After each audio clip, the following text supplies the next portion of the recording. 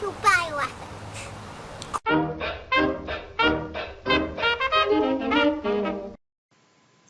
Hi, I'm Rob Loftus, and I'll be your instructor this term. The first greeting was from my son, Joey. Actually, that clip is from 5 years ago. He's much larger now. They grow so quickly. The purpose of this presentation is to show you around the Canvas page for this course and to highlight important parts of the syllabus. So let's get going. First, let's look at the syllabus. At the top of the syllabus is my contact information. The best way to contact me is via email. You can either email me directly at jloftus@lorainccc.edu, or you can email me through Canvas's email system. Notice that my email address is jloftus@lorainccc.edu, even though I go by Rob. They assigned me the name J. Loftus because my full name is James Robert Loftus, and they were just reading it off a form. Sometimes Canvas will also display my name as James, but please call me Rob. The syllabus has all of my phone numbers, including my cell phone. I do work from home, so feel free to call me there. Don't call me after 8 on school nights, though, because that's the kids' bedtime. This semester, my office hours are 11 to 12:15 Monday through Thursday, or you can set up an appointment via email. Next on the syllabus are some announcements. The most important one is that if you have a disability and need special accommodation, please contact me early in the semester. The syllabus also has extensive information on where you can get additional help. In addition to contacting me, students with disabilities should get in touch with the Disabilities Office, whose contact information is here. Veterans can get help from Veterans Services Connection Center. Tutoring is available through the Academic Support Center.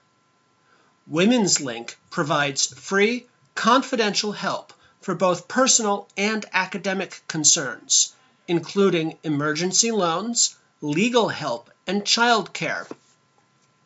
Men's Link provides similar services for men and works alongside Women's Link. Again, you can find all the relevant contact information in the syllabus. This is the textbook we are using.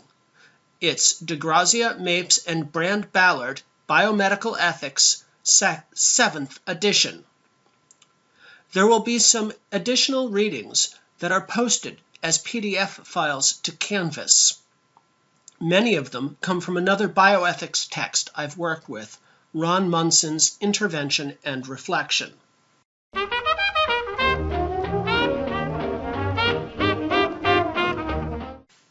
This course divides into 4 modules. You can see them if you scroll up here and click on Modules. The 4 modules correspond to the 4 guiding concepts I am using to organize this course. Those concepts are autonomy, justice, moral status, and naturalness. Each of these modules will contain readings, videos, exercises, a discussion forum, a review sheet, a practice test, and a final test. You should complete all the material for the first module by February 14th. The second module is due March 13th.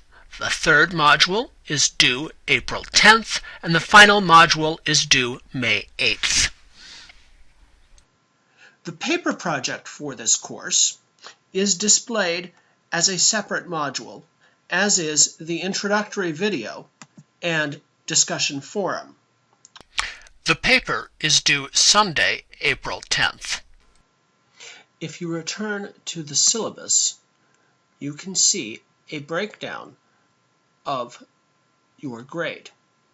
There are discussion boards, exercises, 4 tests, a paper, and videos. Let's go through them in order. A big part of your grade comes from the discussion boards. you can access them here on Discussions.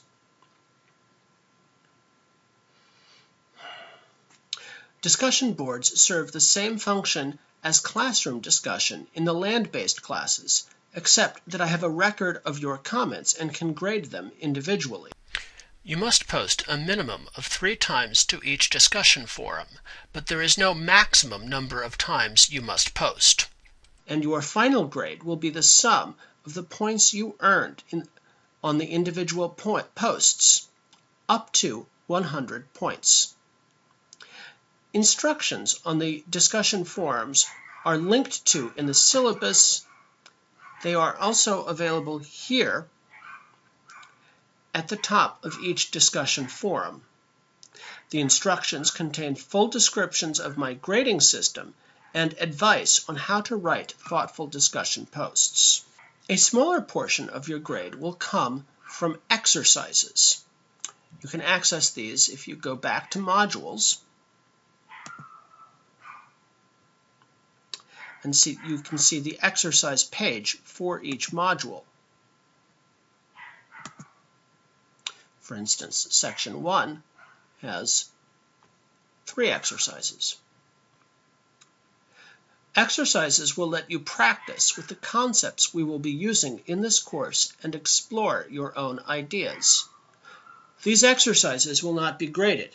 Instead, you will get 100 points for simply completing the exercise.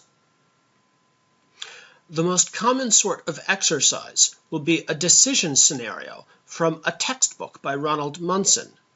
The decision scenarios are short descriptions of ethical dilemmas that come up in medicine, followed by questions both about how to resolve the dilemma and how various authors we read would interpret the situation.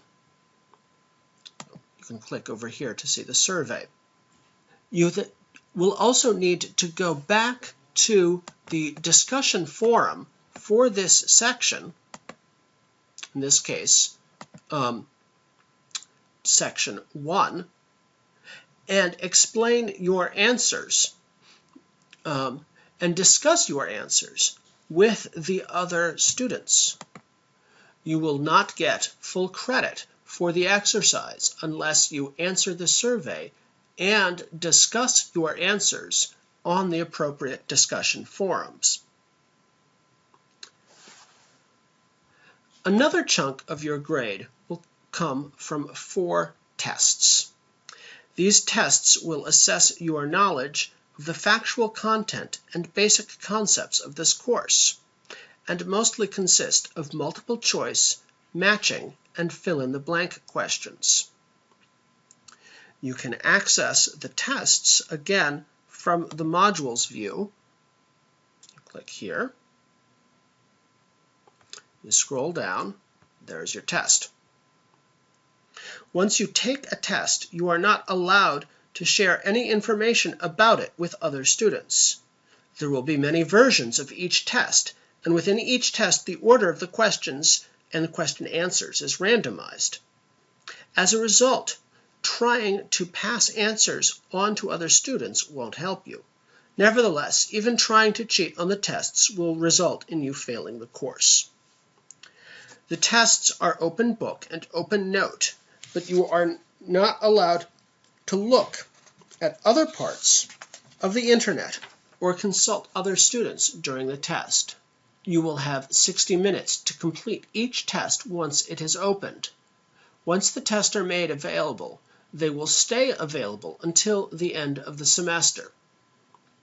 For each test, there is a review sheet posted to Canvas, which you can see here. You can download it. There is also a practice test.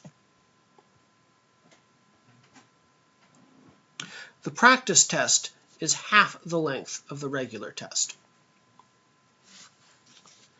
A large portion of your grade comes from the final paper. The paper will be 1,500 to 2,000 words long and cover one of the topics we discussed in class. In the paper, you will take a stand on a philosophical issue related to this course and defend it. You will not be graded on the stand you take. You can take any stand you want, but on how well you defend it. A complete description of the paper project, along with 21 suggested paper topics, is available here. Finally, there are videos you need to watch, like this one.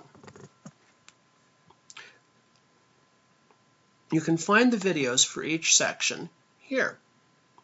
To watch a video, you can click on the embedded video and then hit full screen to expand it. Or you can click through to the video page on YouTube. You can also download the PowerPoint slides and occasionally the script used to make the video. To get credit for a video, watch it until the end and write down the 4-character code that comes at the end of the video. Then, when you go to assignments,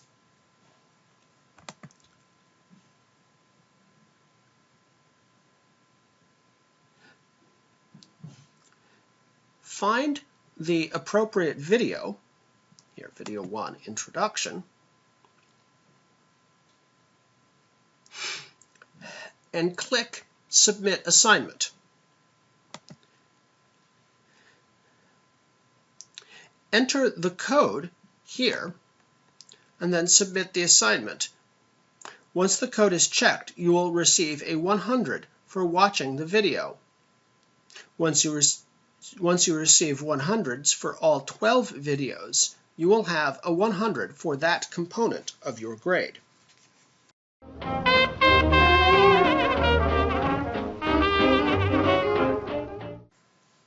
College policy requires that instructors to report students who have not attended class during the first 14 days, as this makes a difference for financial aid. This process is repeated at midterm when students who have stopped attending are reported to financial aid. For the purposes of this course, attending class means posting to one of the discussion forums, and attending class during the first 2 weeks will require posting to the ungraded Introduce Yourself discussion forum. When it comes time to report who has attended class in the first 2 weeks, anyone who has been posted to the Introduce Yourself discussion forum will be counted as attending. If, for some reason, a student has posted to one of the other discussion forums and skipped the Introduce Yourself forum, they will be counted as attending, but asked to go back and introduce themselves. At midterm, I again report attendance to the registrar, and I will also issue midterm grades. To count as attending at the midterm, once you have logged in, to count as attending at the midterm, one must have logged in and completed at least one activity in the last week. Completing an activity could mean watching a video, posting to a discussion forum, doing an exercise, or taking a test. Students who have not been attending at midterm will be issued the grade of FAW. FAW stands for Failing Administrative Withdrawal. This grade is used for people who have stopped attending class and stopped submitting work, but have not withdrawn from the class on their own. These students will be automatically dropped from the course. They will receive an FAW midterm grade and a 0% refund on tuition and fees. This grade will appear on your transcript and impact your GPA just as an F would. Note, students will not be issued an FAW grade for turning in coursework that fails to earn a passing grade. This is only for students who, as far as I can tell, have simply dropped off the face of the earth. Students who do not receive an FAW midterm grade will receive an ordinary midterm letter grade, A, B, C, etc. The intent of this grade is to help you understand how you are doing so you can take steps to improve your grade if necessary.